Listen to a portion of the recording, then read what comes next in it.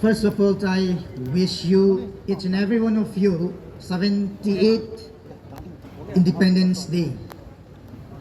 At the outset, I would like to give my regards to the Superintendent of Police, Tamenglong, to the Commanding Officer, 6th Assam Rifle, Commanding Officer, 5th MR, Assistant Commandant 143, CRPF, and Sub-Divisional Officer Tamenglong, and all the district level officers, civil society organizations, church leaders and pastors, school teachers, headmasters, all the invitees, and also to all the students. I give you my deepest respect and regard.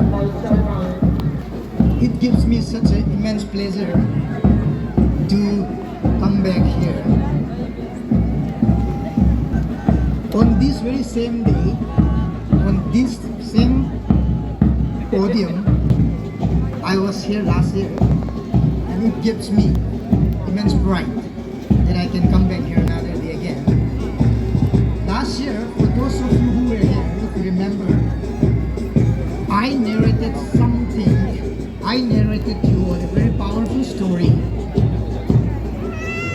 The incident when our father of nation, Mahatma Gandhi, was heartbroken. The moment, the day when he was thrown out of the train at Pietermaritzburg train station in South Africa. The moment when his heart was broken into pieces. And that resulted into what we call history today. That resulted into the entire struggle for freedom and independence.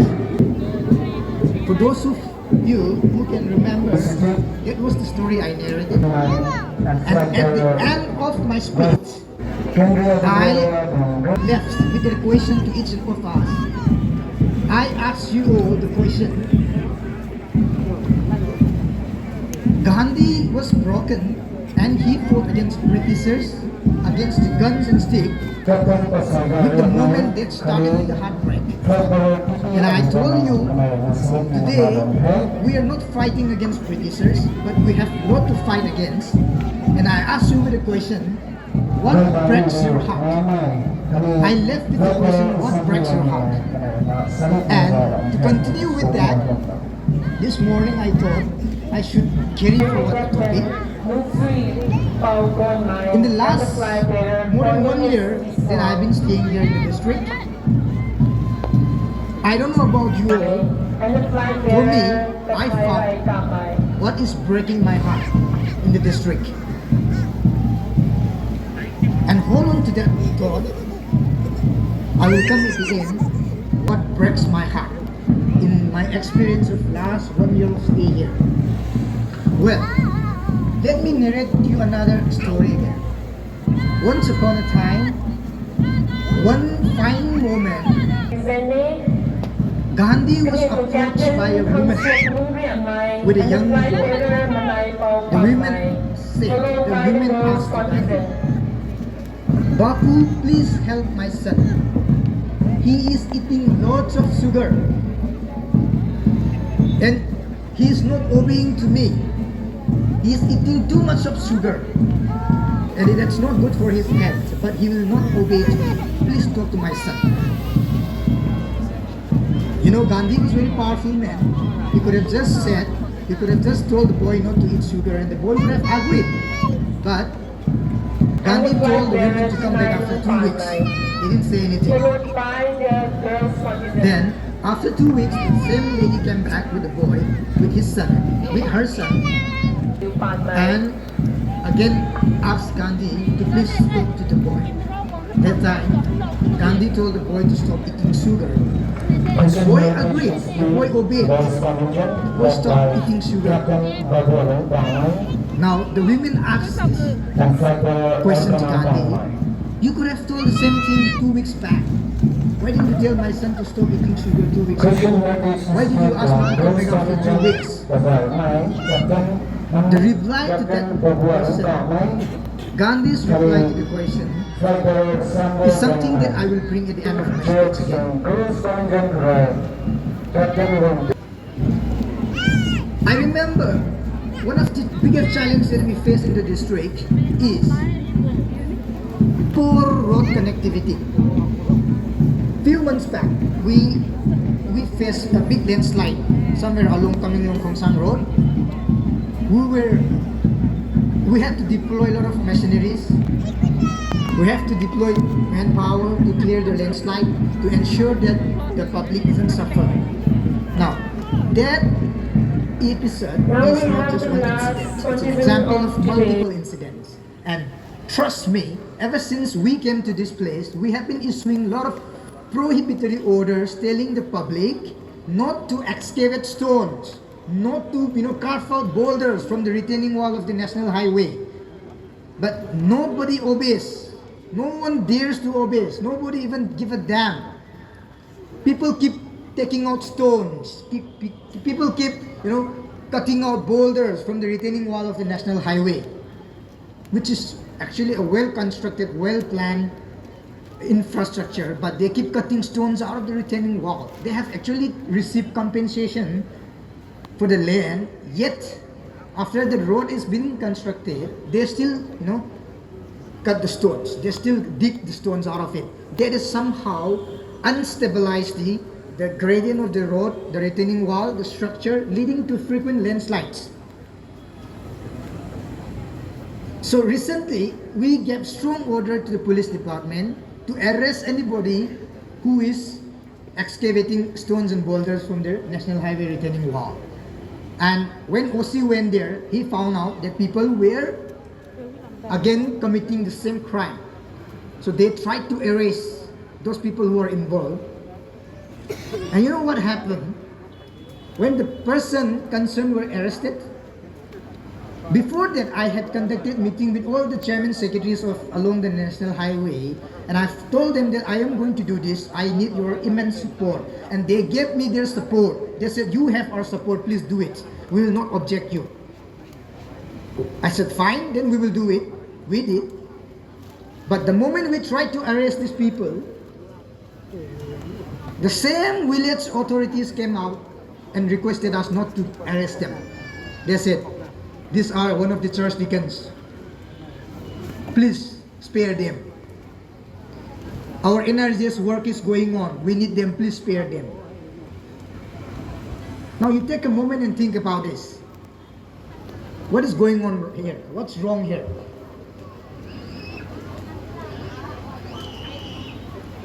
They say that it's our land. We have the right to do it. But you have been paid for your land. And talking about land encroachment, fake land allotments in Tamenglong headquarters is such a big issue that we are facing right now. I remember a church, a village approached me asking to give them a piece of land for the construction of church. And I said, I cannot do that. The rules are same for everyone. They said, no, it's for church. Please have a special consideration, it's for church. I said, no, the rules are same for everyone. I told them, you cannot sit in a church built on the land that is wrongly allotted to you.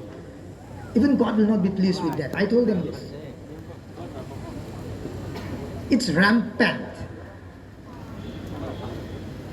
And on one side, you will hear people saying that this is the problem that we face. The administration is not doing anything. The government is not doing anything. But the same people will come for an excuse when it comes to them. They want special consideration when it comes to them. The bigotry that we see here, if you can look.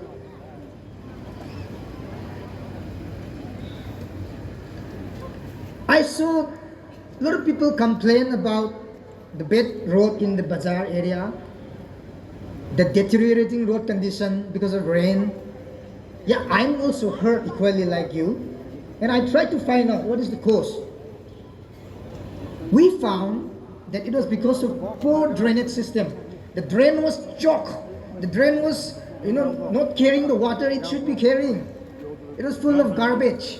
You people have constructed footsteps. You people have constructed your verandas. You people are throwing dustbin into the drains. And you are complaining to us saying that you are not doing your job. But what are you doing? You are doing your job? That's what I asked. And we tried to clean the drain. We demolished, we evicted all the footsteps, we evicted all the illegal constructions on the top of the drain. And you know what I faced? We faced threats, we faced intimidations.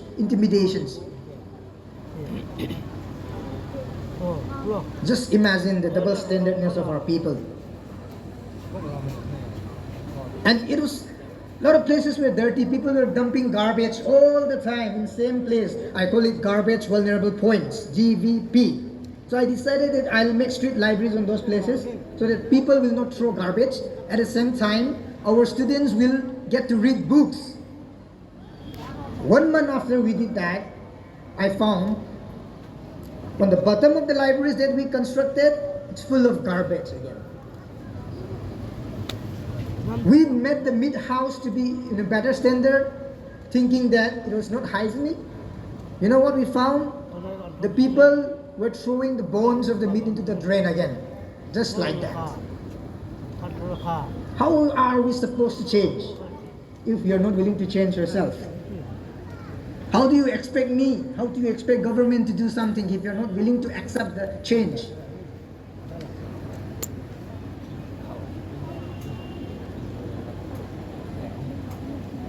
And there are complaints in the schools that the food quality given in the boarding schools, the government residential school, is so poor.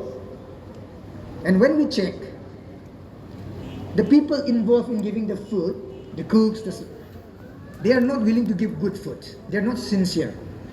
And we try to warn them. You know what they said? We donated this land for the school. You cannot harm us. Wait a minute, I ask you a question. If your son or a daughter had been in the school, would you like them to eat bad food? Would you like them to eat a dal that's just full of gravy? I went personally and tested the food. It's so bad. I asked this question to the cooks at the time also. If these were your children, would you like that your children are eating this kind of food? Why can't you think for a moment and imagine that these are your own children and do what you're supposed to do? That is the question that I ask. But we are so full of ourselves that we haven't seen what is wrong with us. People complain, even now we are complaining that district hospital is not having generator. Trust me, we are working our best. Tender is going on. It's not very cheap thing that we can buy at the moment. People complain that district hospital is not hygienic. I went there and I checked. The toilet complex attached near the antenatal ward has been closed, has been locked with nail and iron. I asked the nurses, why did you do this? They said, the people, the women who come for child delivery, they will just throw the bandage, the paper waste, they will just throw the pads, and they will not clean, they will not flush. They'll just leave it like that. They will go out of the hospital and it will get stuck and then it will start stinking and it spoils the entire hospital. So they decided they will close, they will lock it down because people never listened. And I said, okay, let's do something. Let us include during the admission of stay in the hospital that before you are discharged, we will check the toilets are clean or not. And only if the toilets are clean and well maintained, we will give the discharge certificate. We tried that, but there were a lot of protests from the people, from the public.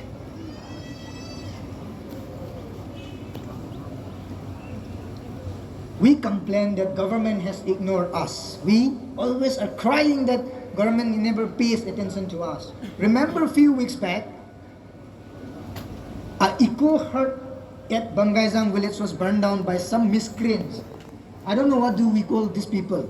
I don't know what is instilled in their brain. I don't know what material makes their brain. I don't understand.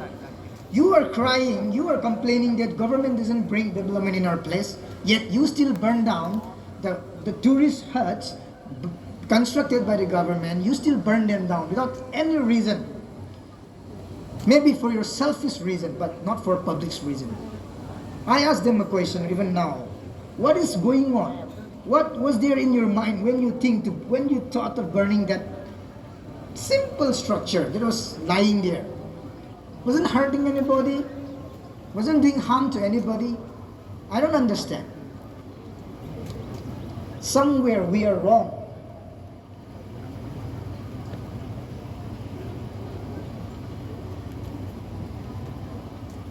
Few weeks back, some people came to me from my own community. I belong to Marine tribe.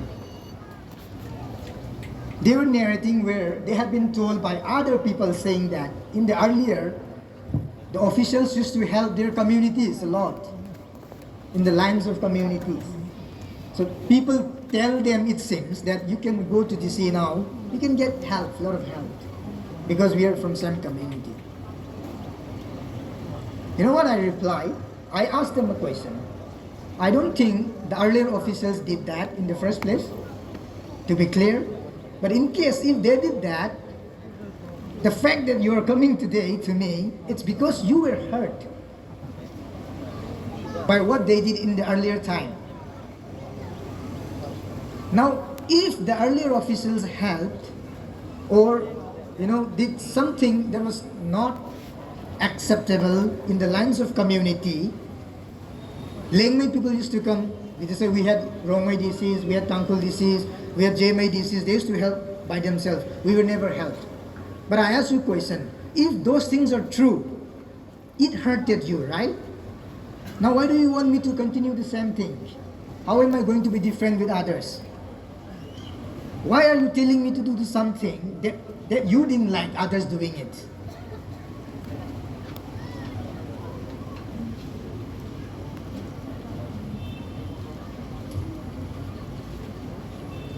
We are constructing national highway, a very important national highway. I agree there are genuine grievances regarding some people. But there are also people deliberately disturbing us, disturbing the progress of the road out of selfish motive. Now how can you blame the government saying that government is not giving attention to our district? In 18th century, very interesting story, there was a guy called Dr. Oliver Wendell Holmes. In that time, what was going on is that 70% of women who give birth to a child dies within 48 hours. Every time a woman gives birth to a child, the women die within 48 hours. And it happened to 70% of the women. So people were perplexed. They were wondering what's going on, what is wrong.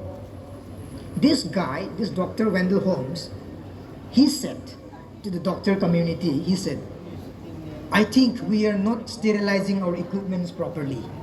We are not changing our gloves. We are not changing our gowns. And we didn't sterilize the equipment, and then we are operating again on another women. That is why the infection is being carried on and people are dying. He said this.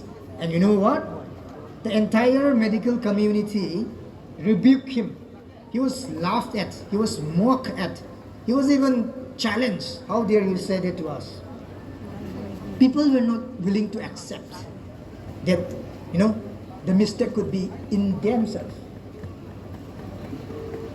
And 12 years later, it was found to be true that the unsterilized gloves, gowns, equipments were responsible for the death of those women, what we call puerperal death. They call black death of childbirth. And it was a huge issue. Now the lesson that they learn is that sometimes that the center of all the problems is us. Sometimes at the center of all the problems is us. Now, what Gandhi replied to that lady who came requesting Gandhi to speak to her son to stop eating sugar, and why he called him after 2 weeks, and the reason why he called after 2 weeks was that he said, Lady, last 2 weeks, when you approached to me, I was also eating sugar. So I have to stop first to tell your son to stop eating. So I needed some time.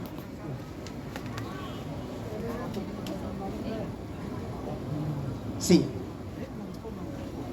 you want something good, be good yourself first.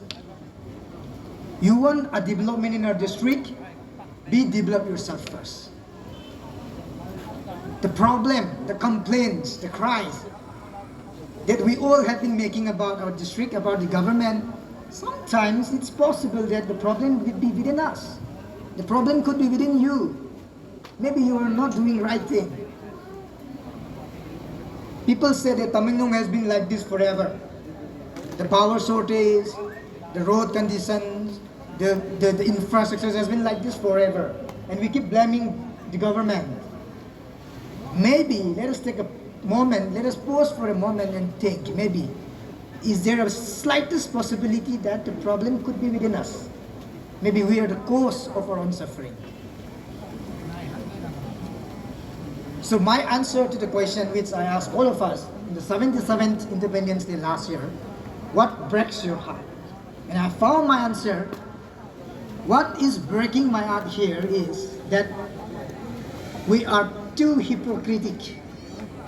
We are double standard. Our people, we are not willing to change, but we expect others to change. We want others to do the right thing, but we are not willing to do the right thing by ourselves. And this fact and this truth breaks my heart. And me, your parents, your elders, it's so difficult to change. But you, all the students out here, you are just as students joining a parade, but tomorrow you are going to steer the future of the district. I want you to grow up more and more with this thought in your mind that you have to be the change. If you want to see the change in the world, if you want to see change in district, you have to be the change first. Change your mindset first. Make it right, make it sharp and correct.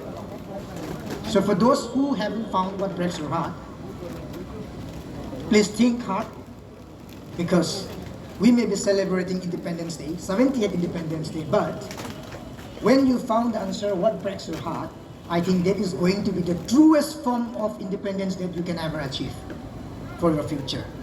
Once again, I wish each and every one of you a 78th Happy Independence Day.